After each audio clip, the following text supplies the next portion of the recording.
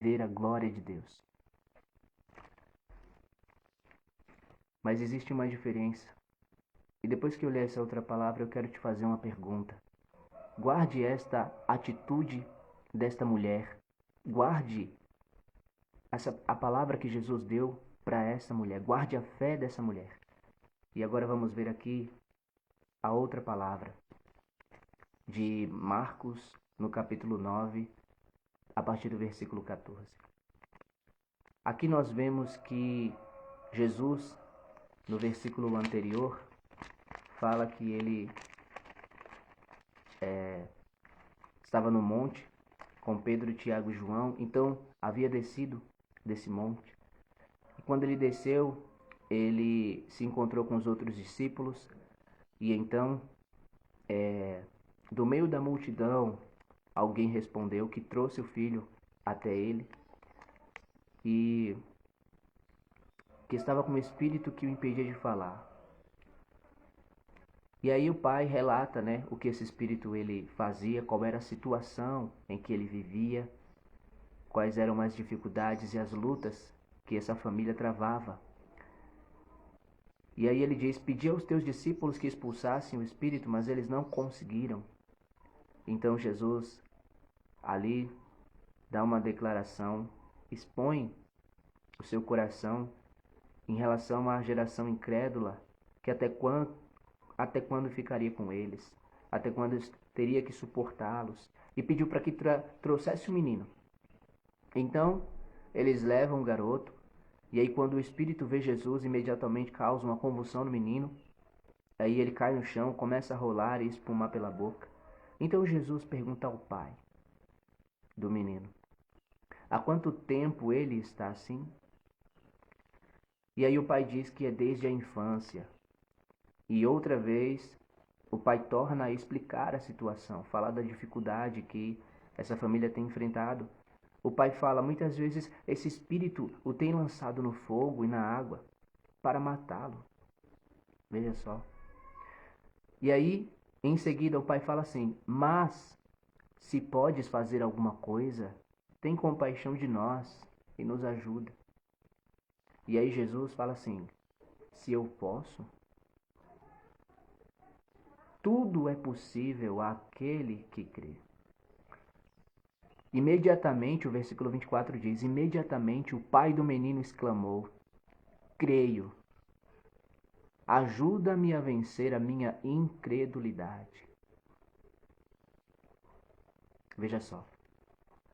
Na primeira história, nós vimos que a mulher sofria por 12 anos e ela tinha gastado todo o dinheiro com os médicos a fim de se curar. Ela queria ficar livre daquele sofrimento, mas ao invés dos médicos ajudá-la, só piorava a situação. E quando aquela mulher que sofria há 12 anos ouviu falar de Jesus e do que Jesus fazia, ela pensou com ela mesma, crendo, tendo fé: se eu apenas tocar no manto dele, eu ficarei curada. A fé que essa mulher teve, com esse pensamento, com essa convicção, fez ela ter a atitude de ir até Jesus, se apertar no meio da multidão para conseguir esticar a sua mão e tocá-lo, porque era a fé que ela tinha. Ela tinha essa certeza, essa convicção. Então ela se espremeu no meio da multidão, estendeu a sua mão e tocou no manto de Jesus. E a palavra diz, como a gente acabou de ver, o versículo 29 de Marcos capítulo 5: imediatamente cessou sua hemorragia e ela sentiu em seu corpo que estava livre do seu sofrimento. Agora veja só, essa foi a fé que essa mulher teve. A atitude, a fé que ela teve levou ela a ter essa atitude. E a resposta que Jesus deu para ela foi: filha, a sua fé a curou. Vá em paz e fique livre do seu sofrimento. Aqui, na história da cura do menino endemoniado, também é a mesma questão do tempo, uma família em sofrimento, E o pai aqui, como a gente acabou de ver, dando as explicações sobre quais eram as lutas que essa família travava. Mas ele teve uma atitude diferente da mulher.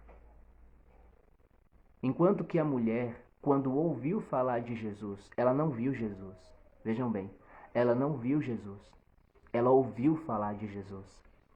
E ela teve essa fé que se tão somente tocasse nele, ficaria curada.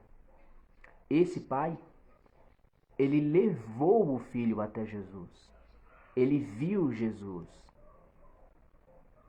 Mas o que foi que ele disse?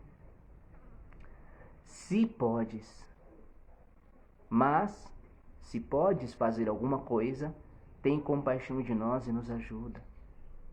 Então, ele não tinha a certeza, ele não tinha a convicção, ele não tinha a fé de que Jesus poderia curá-lo, libertá-lo. A mulher sofreu há 12 anos. A Bíblia não diz ao certo, a Bíblia não diz, não sabemos, a partir de quando esses 12 anos se iniciaram na idade dela, né? Se foi